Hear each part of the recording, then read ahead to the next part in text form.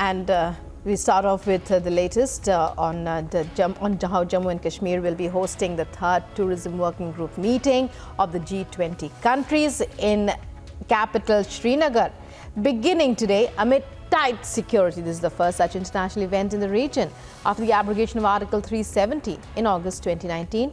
Harshvardhan Shringla, chief coordinator of the G20, has said India is halfway through its G20 presidency.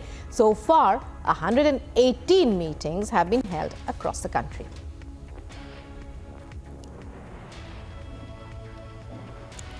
And these are visuals as the security is beefed up on one side.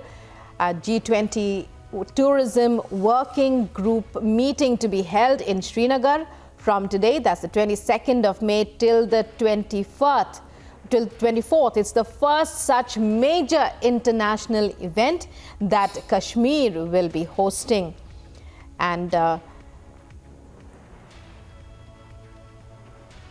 Zeenat, our correspondent, spoke with various voices. Let's listen in.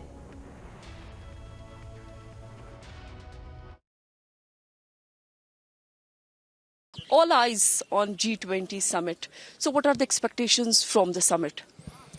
Well, the G20, which will be held in Srinagar, will be focused on tourism. And I think, if there is any venue that should be considered for a tourism meeting of the highest international level, it should be Jammu and Kashmir. And from what we can see, the preparations for this G20 meeting are very, very impressive. You have the Sher-e-Kashmir Convention Center, which has been really spruced up to make it, worthy of this international event. But all around and across Srinagar, you see the changes that the Smart City program has brought in. A place that not only has scenic beauty, but also has a remarkable level of urban beauty and heritage. Whether you take the Mughal gardens or whether you take, the Pari Mahal, or you take any of the important tourism locations that the G20 delegates are likely to visit, you will find a tremendous amount of history and heritage. So I think that is one aspect. The other aspect is culture. Very rich cultural traditions. Kashmir is witnessing a good flow of foreign tourists, but there are still certain countries who have not lifted the advisories when it comes to Jammu and Kashmir. Is the government working on that? So I did mention a short while ago, I said that, the Chief Secretary of Jammu and Kashmir has told us that they expect to reach a 2 crore figure in terms of inflow of tourists, out of which there is a significant number of foreign tourists. You mentioned during your press conference the focus will be on the ecotourism. Is there a larger plan for that? So, as I said, focus will be on areas like ecotourism, film tourism. There's a lot of scope for ecotourism in Jammu and Kashmir, sustainable tourism. Yeah. And I think that is where, stakeholders are involved, tourism associations, tourism groups are involved, and the Ministry of Tourism has done a remarkable job. Sir, how many delegates have formally registered as far as tomorrow's summit is concerned? So what I can say is that the representation that you see for this tourism working group of the G20 is one of the highest that we've had. We've had 2 tourism working group meetings, as I told you, in Rann of Kutch and in Darjeeling before this. And this turnout in terms of foreign participants will be the highest. So I think we have an excellent level of representation. We will have, very good discussions and excellent outcomes.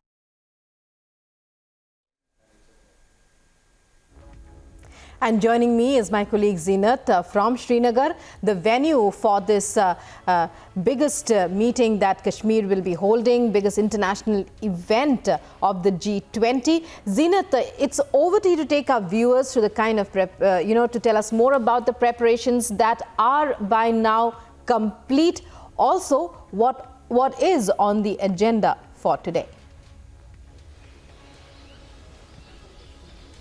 See, Rukma, as far as the agenda of G20 summit and today's itinerary is concerned, we are expecting that the delegates will be landing in Srinagar in 2 charter flights, and there will be a grand welcome at Srinagar airport. A high tea will be served there, and also a cultural program will be witnessed by these delegates, and after that they will be heading to the venue where the discussions about the ecotourism and the film policy will be there. But what is important for the delegates this time is, as Srinagar has received a facelift, and for that the delegates will be taken to the Srinagar's Polo View market, which is the first wire-free market in Jammu and Kashmir. I'll ask my VJ Firdaus to show you the visuals of this very market, and also the security arrangements, the stringent arrangements made by the security forces here to see that the event pass off peacefully, and one can see the kind of decoration that has been done. Apart from being the first wire-free market, we are seeing the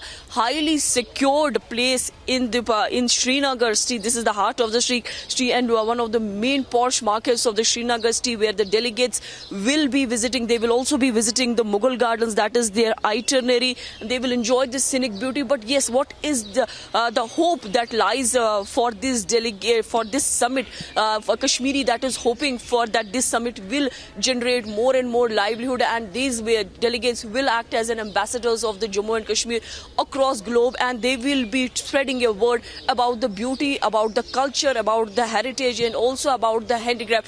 I'm joined by the spokesperson of this very market. Sakleen Saab, aap bataiye ki how do you feel that the delegates will be visiting this very Polo View lane, and what are the expectations from the summit? Well, we're very happy about it that the delegation would be coming to this street, as you might be aware that it was inaugurated by the Honorable Governor just a week back. So it would be a better change for us, because a delegation, which is an international delegation, coming to this place, so it would be great for our business. And if you talk about overall, it would be, I would say, an indication of peace that we are expecting, and down the line it would give a message across that the situation seems to be okay, better. So we are happy, we are excited about it. So this is the first wire-free market in entire Jammu and Kashmir. Yeah. The kind of development J&K received post-abrogation of Article 370, yeah. Being the spokesperson of this very market, how do you see and accept this change?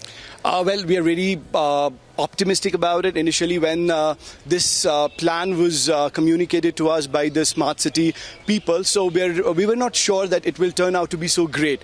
So it took us maybe around one and a half year for the things to completely get ongoing. So that was tough. But now, as the last 10 days, we see a better change in terms of the footfall of people. As you know that we are into business, so it all depends upon the people who will step in. So better change. People coming in, they have started shopping in terms of local people, as well as the tourists have started coming in. So we are very happy about it. Thank you so much. Thank you very much. So the people here in Kashmir are quite happy as far as the change is concerned. They're happy that the tourism revival is there, and expecting that the summit will be a big boost to the Jammu and Kashmir as far as the investment part is concerned, because the J&K people are now looking for the investment coming from different sources. They want the people from across country and outside, across globe should invest in Kashmir, because they will not get this kind of scenic beauty anywhere else. Yes, Rukma. Right, and meanwhile, well, we just heard that those voices of anticipation. There is much anticipation. There's much hope that, you know, this is just the beginning of better and better things to come, Zeenat. Certain countries will be conspicuous by their absence, although more than 100 delegates will be present in the working group meetings as they happen. But certain countries will be conspicuous by their absence, and moreover, Pakistan and China continue with their negative comments. What is your take on it? See, we have been saying that Pakistan completely rattled, seeing the situation on ground turning peaceful, because they have been going across the globe and beating the drum that the human rights violations are taking place in the Kashmir Valley. But now the delegates coming from the different parts of the world, they themselves seeing that there is no human right violation. In fact, the Kashmiris are quite happy and they are enjoying the peaceful atmosphere around yesterday when the curtain raiser was done by the top officials of the Ministry of Tourism. You see the busy boulevard road, there were traffic jams, people were enjoying in Shikara, both locals and non-locals. And then now the Kashmir is also seeing the footfall of the foreign tourists, which is again a symbol of a change. So definitely Pakistan is trying the best to sabotage this kind of program. But yes, as Government of India has already made it clear that since they are holding the presidency of G20, so it is their wish where and when they want to hold these kind of summits. So we have seen the two meetings, one in Gujarat and then one in West Bengal. Now it is the turn of Kashmir, and LG Manoj Sinha has also thanked Prime Minister Modi to provide platform to the people of Jammu and Kashmir as far as this kind of summit is concerned, because Jammu and Kashmir is really looking for the development, it is really looking for the investment, and also wants people to explore the beauty, the nature of Jammu and Kashmir. As far as the Kashmir Valley is concerned, the tourism department has yesterday also said that they have identified 300 new virgin locations for the tourists where the infrastructural push has been given so that people enjoy all kind of activities as far as the tourism sector is concerned. The government is going to focus on the ecotourism, it is going to focus on the film tourism, sustainability. So lot many things on the platter of today's meet when the summit will begin. It is going to begin around 3 p.m. at the SKICC on the bank of Dal Lake. But we are also seeing the stringent security measures being taken up by the Jammu and Kashmir government, the Jammu and Kashmir Police, Indian Navy, Army, CRPF, BSF. Everybody has been put on alert. And as far as the venue of the summit SKICC is concerned, the Zabarwan range is being monitored by the Indian Army. They are taking care of the entire range because range is overlooking the Dal Lake where we have the summit venue. So all the platter as far as today's summit is concerned, it is a global meet for the investment in Jammu and Kashmir, for which the locals particularly are quite hopeful. Yes, Rukma. Many thanks. Right, Zeenat, many thanks for bringing us up to speed on that. So a vibrant Kashmir gears up for one of the biggest events of our times, that it is hosting the 3rd Tourism Working Group meet that kicks off today. Zeenat on the ground, bringing us all those updates. Many thanks, Zeenat, once again. Let's move on now to the other top story.